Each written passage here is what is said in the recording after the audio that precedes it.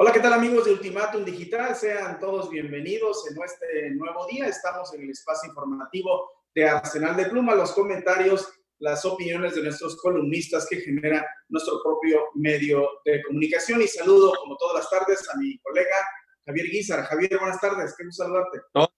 Tony, buenas tardes, aquí con toda la energía de este día, ya miércoles a mitad, a ombligo de semana, ¿no? Mitad.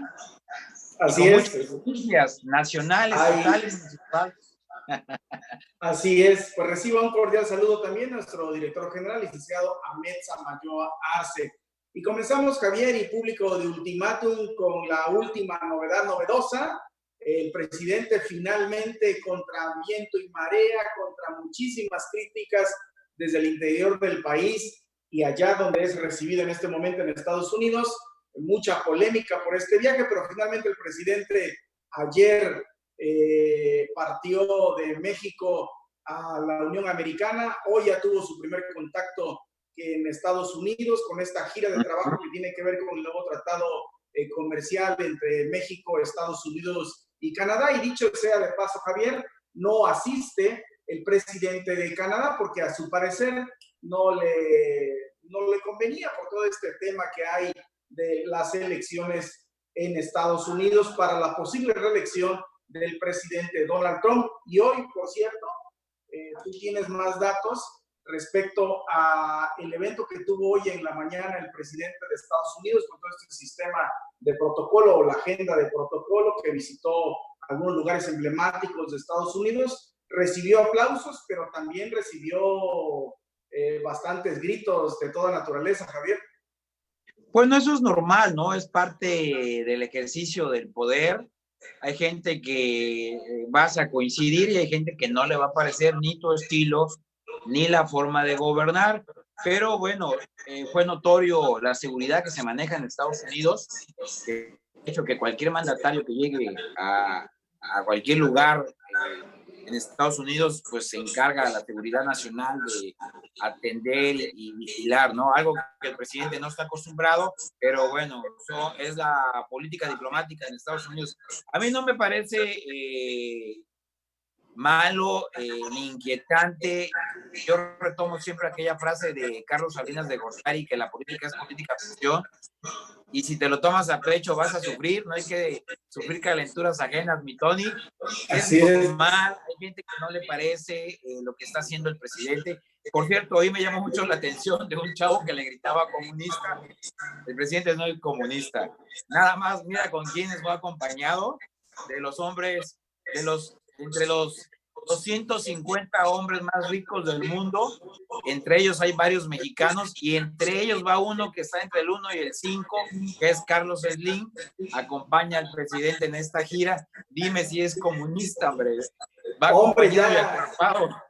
Ya quisieran los comunistas tener esos magnates. Ya quisiera. Eso me recuerda, fíjate que cuando íbamos a pedir la mano de la novia hace años, siempre tenías que hacerte acompañar de un padrino que era ganadero, millonario, empresario, para que impactara, pues para que dijeran que no ibas solo y que ibas bien acuerpado. El presidente en ese tema va bien acuerpado, de los hombres más importantes del país y de los hombres empresarios más importantes del mundo. Hay varios mexicanos, y entre ellos pues está Carlos Slim. Siempre se ha caracterizado entre del 1 al 5, ya te decía, como los hombres más millonarios del mundo. Y esos son los que acompañan ahorita y acuerpan al presidente Andrés Manuel López Obrador en esa gira. Una estrategia muy interesante de demostrar quiénes están acompañando en su proyecto económico al presidente mexicano, y eso fue a presentar a Andrés Manuel en Estados Unidos. Claro, pero además es una buena señal justamente por las demandas, las críticas de la Coparmex, la Concamín, de la reactivación económica, que el presidente no le hace caso a los empresarios, que tiene una fobia, que los fifís aquí y allá. Hombre, esa me parece una buena señal. Por supuesto que hay cosas que a consideración de los especialistas no estaría haciendo bien el presidente, pero en este caso particular, en su visita a Estados Unidos, es un mensaje de reactivación económica en un tema que va a aterrizar en algún momento en toda la República Mexicana con estos grandes acuerdos. Si algo ha tenido México y hoy se está viendo una buena señal, es la reactivación económica en medio de la crisis y a partir de los empresarios, pues bueno, estos poderosos que en Chiapas tenemos empresas de Carlos Slim, empresas de Lozada, empresas de los Carlos Ramírez, etcétera.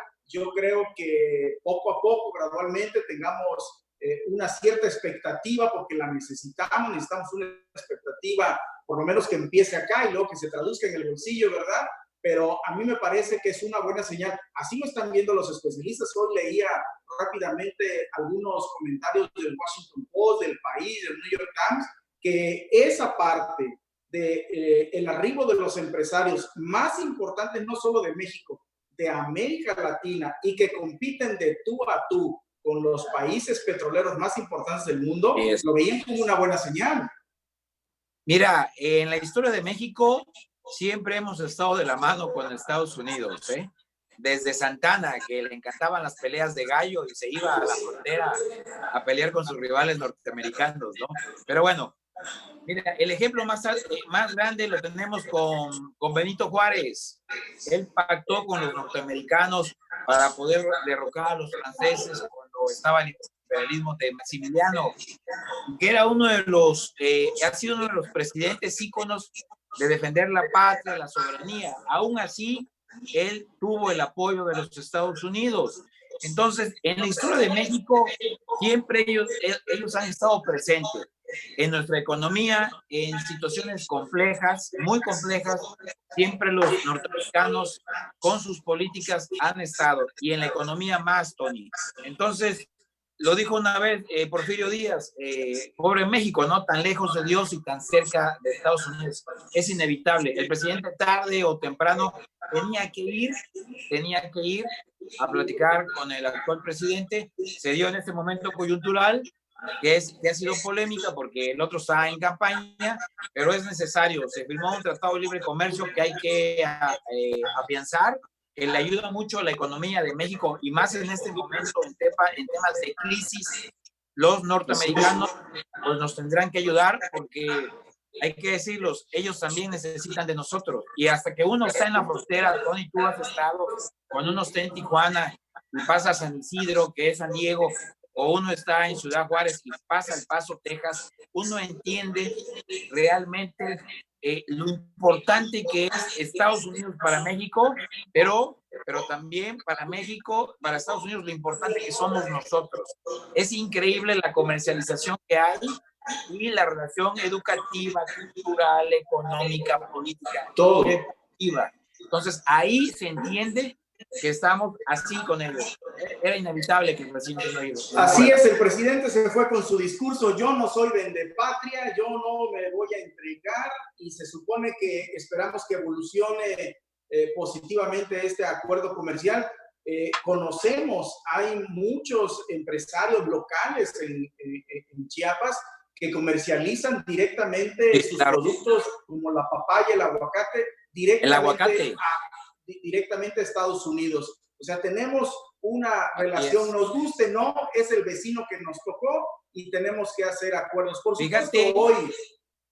supuesto, hoy hay la mejor expectativa, que no tengamos un presidente que se doble de rodillas frente a ningún otro gobierno, mucho menos Estados Unidos. Como tú bien dices, necesitamos unos a otros en los tratados comerciales.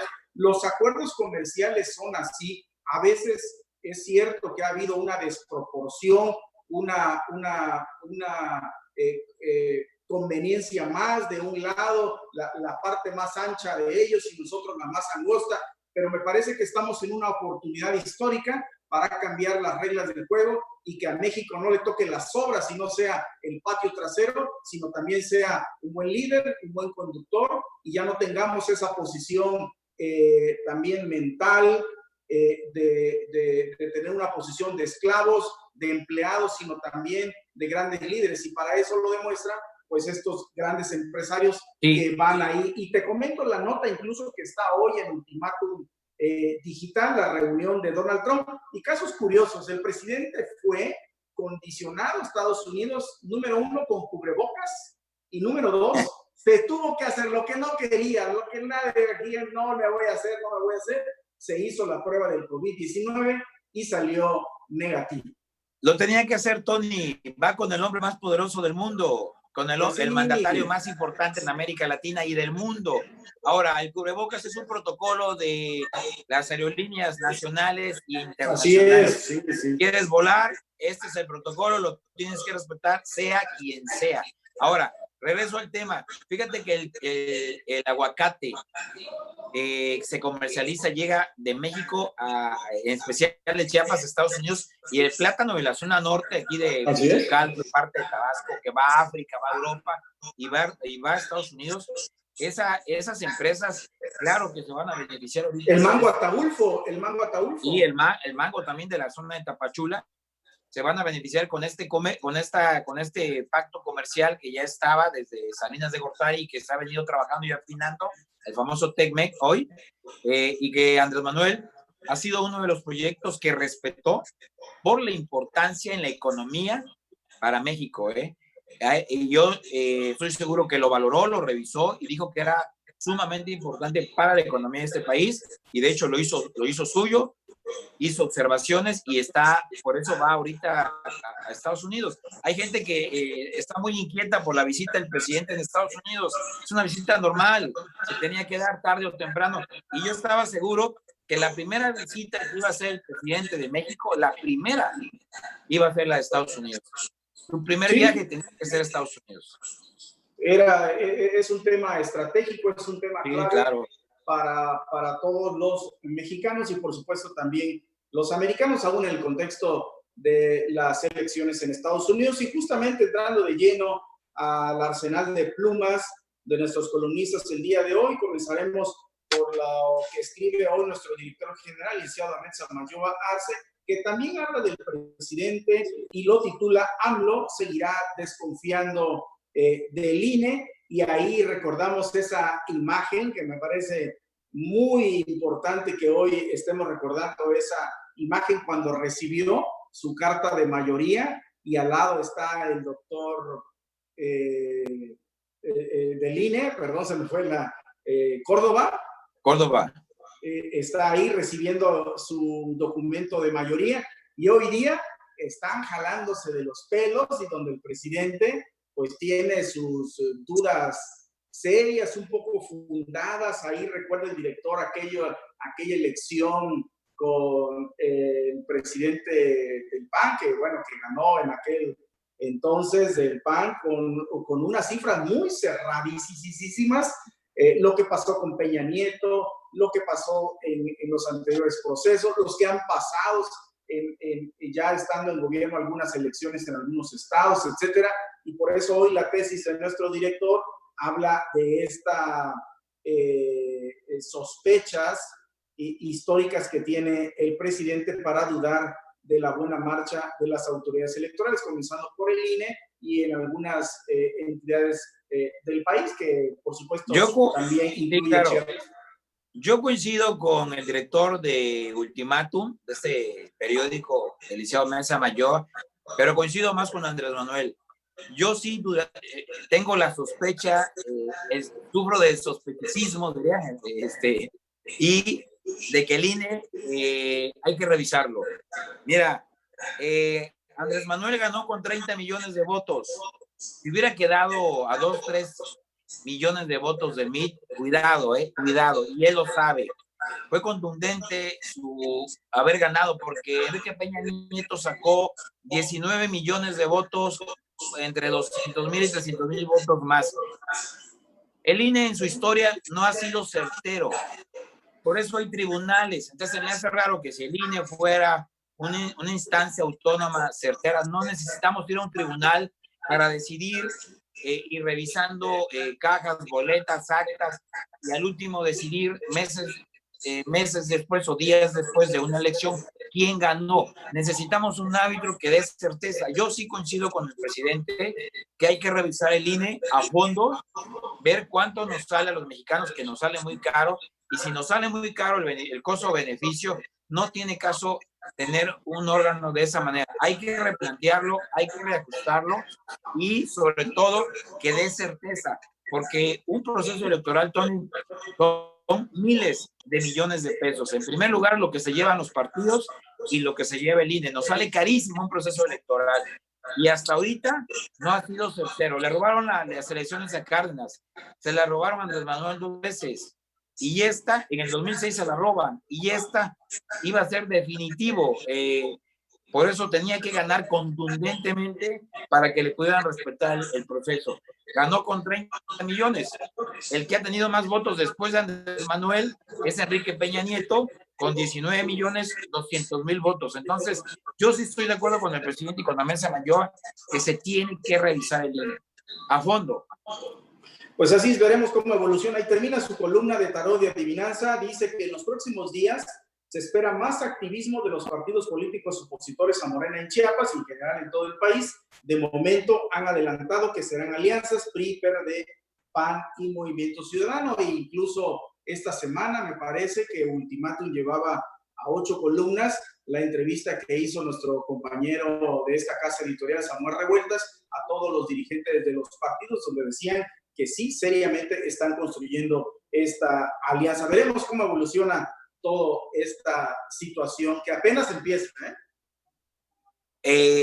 Tendrá que ser un muy buen candidato para que en las gobernaturas, candidatos en las diputaciones federales y ayuntamientos, tendrán que ser muy buenos candidatos para que ese margen tan alto que tiene Morena todavía y que le alcanza hasta para el 2024, le puedas arrebatar más de 30 millones de votos o menos de 30 millones de votos para tener el control político del Congreso, de los diputados, de los ayuntamientos, bueno, diputados, senaduría, ayuntamientos y gobernaturas, y a la presidencia de la República. Yo todavía le veo mucha historia a qué caminar, Tony. Así es, pues también otro que aborda hoy un tema nacional que tiene que ver con el asunto electoral es nuestro compañero Juan Carlos Calimayor Franco en su columna A Estribor, pero él recuerda de manera particular a un personaje emblemático para los priistas, considerado un dinosaurio vivo. Nos referimos a Manlio Fabio Beltrones, sonorense del norte del país, un tipo muy polémico que ha sido de todo en la administración pública, desde su estado, en los hijos, en el Senado, en la Cámara de Diputados, etcétera. Es un tipo con una experiencia, con un colmillo, hombre, yo no sé si llamarlo retorcido o muy retorcido, pero yo diría en términos periodísticos profesionales, un tipo de mucha experiencia, de muchos kilómetros, que sabe lo que dice o por lo menos conoce los efectos de aparecer, no aparecer, de declarar, etcétera. Y de eso habla hoy Juan Carlos Calimayor, que está muy interesante. Rescataré algunos párrafos de su columna. Dice que hace unos días reapareció de su letargo Manlio Fabio Beltrones para decir que el PRI debía mantenerse alejado de la derecha rancia y golpista disfrazada de sociedad civil. Sabemos a qué partido se refería. Dijo que para eso la vía democrática y para eso están los partidos políticos. Además, que hay elecciones el próximo año y también está la revocación del mandato. Seguramente se refería al movimiento Frena, Frente Nacional Anti-AMLO, pues que lo está encabezando los partidos de derecha, el PAN me refiero, que ha logrado sumar un importante número de ciudadanos y se ha manifestado desde sus vehículos en muchas partes del país. ¿Cómo lo ves? Interesante. El problema, yo digo, mira que, bueno, déjame decirte que Mario Fabio Beltrones tiene antecedentes chiapanecos, ¿eh? Su papá biológico era de Catazajá, Chiapas, el papá biológico. Sí, de hecho él cuenta la historia. Yo tuve la oportunidad de escucharla una ocasión por una invitación de una amiga tuya, la dirigente del colectivo 50+1, Marilena Orantes, y escuché ahí hablar a Mario Fabio Beltrones, donde decía que su papá biológico era chiapaneco y era de Catazajá, Chiapas. Mario Fabio Beltrones es un viejo lobo de mar, es de la misma escuela de Porfirio Muñoz Ledo, esa escuela académica, pero política, con antecedentes históricos, ¿no? De una formación teórica, metodológica y con años de experiencia en procesos electorales. Es un hombre de grandes ligas y acaba de salir. Por ahí dicen que puede ser el candidato a la presidencia de la República con esos 4 partidos. Hay que esperar. Y yo no veo ahorita un candidato sólido que ya empiece a mostrarse de esos 4 partidos, de Movimiento Ciudadano, del PRD, del PRI y del PAN. Y sí se me hace raro que la ultraderecha conservadora, porque el PRI tiene sus antecedentes de izquierda, si recordarás, retoma todos los postulados de la Revolución Mexicana. De hecho, muchos de sus presidentes tenían afinidad de izquierda, entre ellos Lázaro Cárdenas, que ha sido uno de los presidentes que ha tenido una excelente relación con Cuba, y cuando vivía Fidel Castro y Raúl Castro y todos ellos. Entonces, los postulados priistas siempre han sido postulados de izquierda. Por eso dicen que Andrés Manuel recoge al PRI de los años 60, 70, esos postulados que llevaron al PRI a estar muchos años y que representaban los intereses de los gremios campesinos,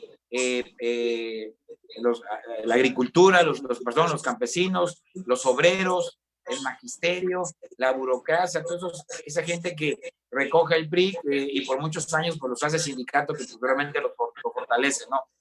Yo veo muy interesante, pero también no veo un liderazgo natural que pueda competir con las cartas que en su momento el presidente tendrá que buscar quién va a sustituirlo, y en las gobernaturas tendrán que poner realmente gente de mucho trabajo, de mucho reconocimiento ciudadano para que pueda caminar con esos 4 partidos y que le puedan ganar a Partido Morena en su alianza con el Partido Verde y el Partido del Trabajo.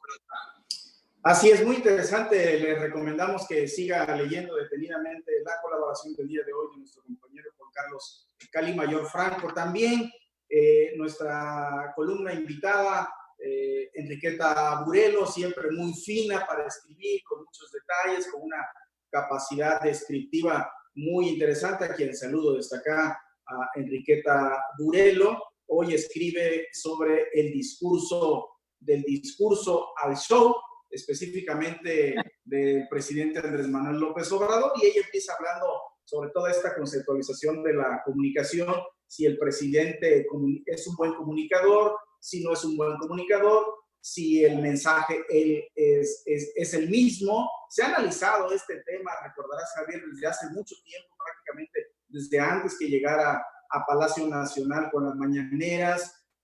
Lo único que sí es cierto es que pues es un personaje inigualable, irrepetible, que considero, así consideran muchos conocedores de la materia política en este país y en el mundo, que otro personaje reeditable como Andrés Manuel López Obrador seguramente ya no se va a repetir. Es un momento particular en la historia de México.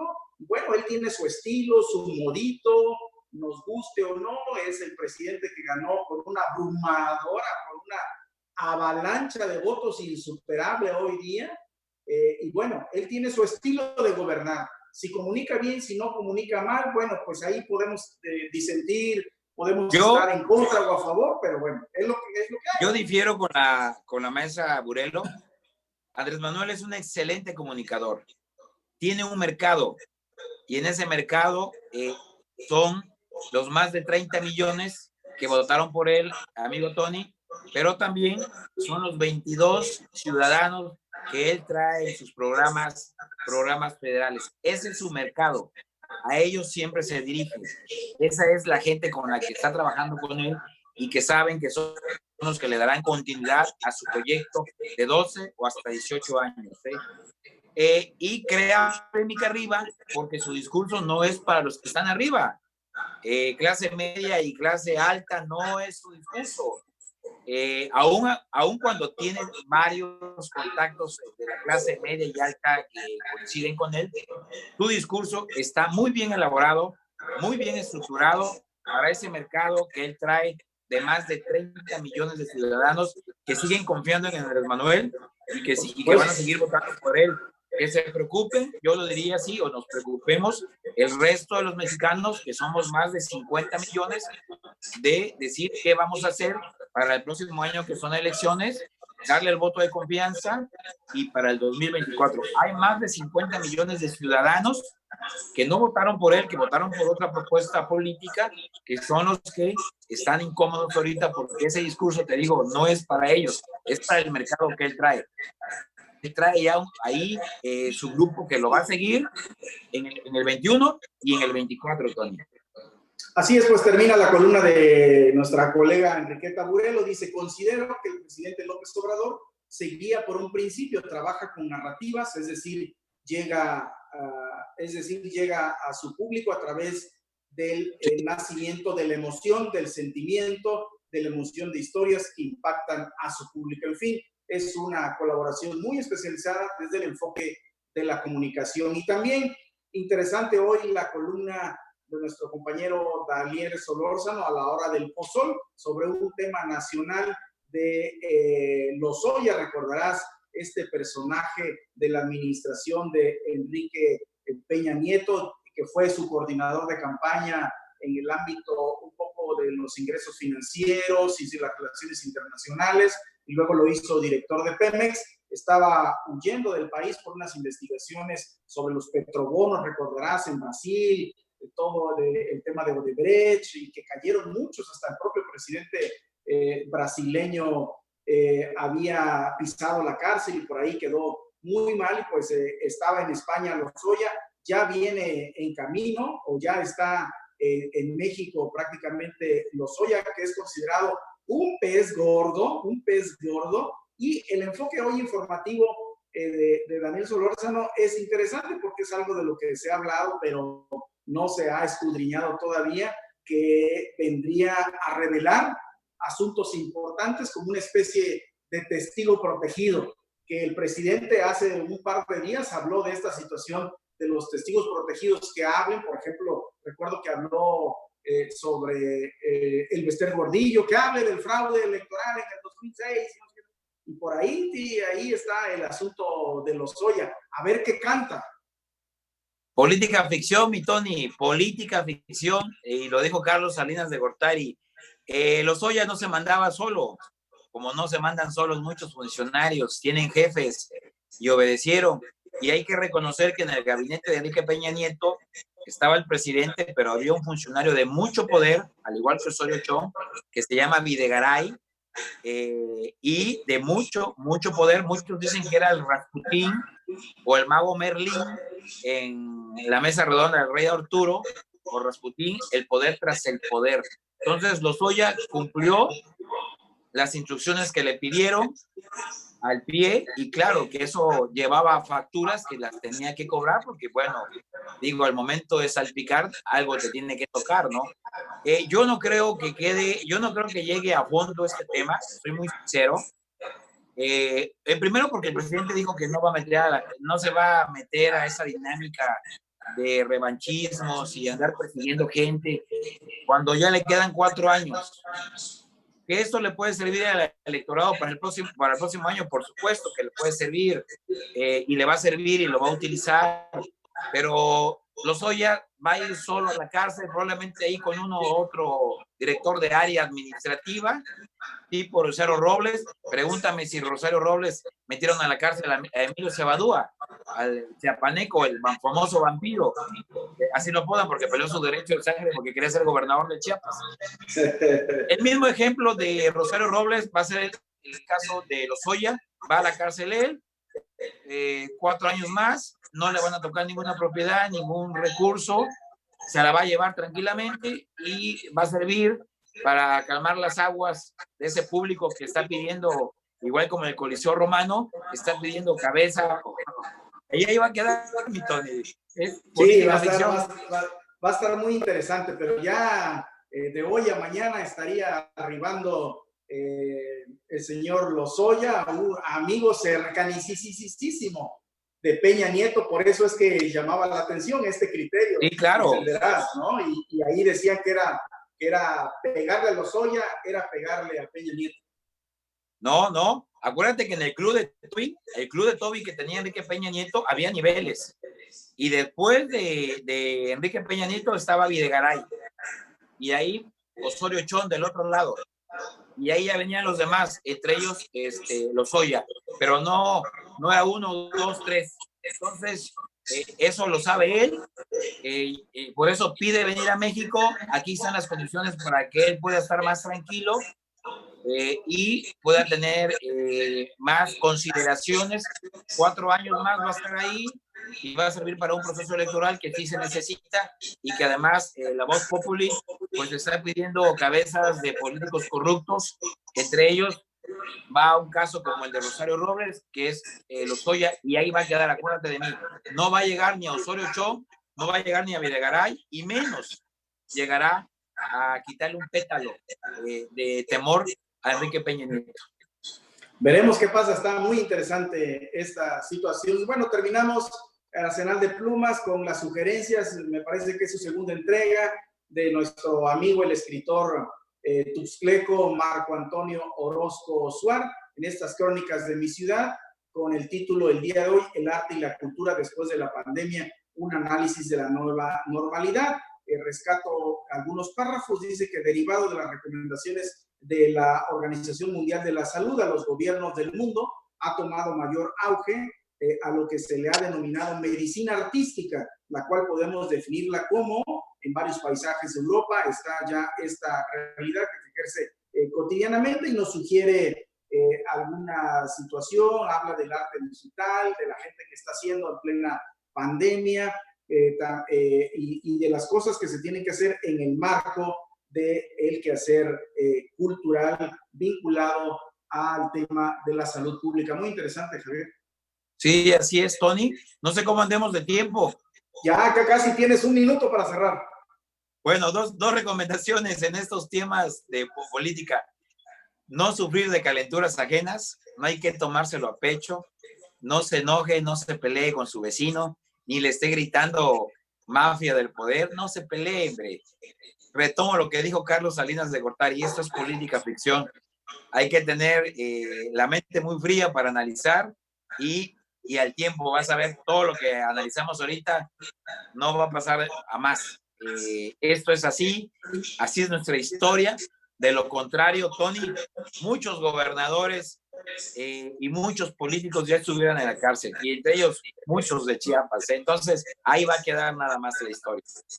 Bueno, pues con eso terminamos. Nos vemos en un momento más a la 1. Estará muy interesante. Estaremos entrevistando al doctor Luis Ernesto Cruz Ocaña. Él es doctor en estudios regionales y maestro en antropología social, profesor e investigador de la Universidad Autónoma de Chiapas y pertenece al Sistema Nacional de Investigadores. Ojo con el tema, la muerte el día después del COVID-19, desde una mirada antropológica, social e histórica de los mexicanos, cómo vivimos la muerte, el luto, etcétera, el dolor. Estará muy interesante, Javier, no te la pierdas porque estarás conmigo. Sí, ahí estaremos. Bueno, pues nos vamos. Muchas gracias por atendernos y nos vemos a la 1 de la tarde. Hasta pronto.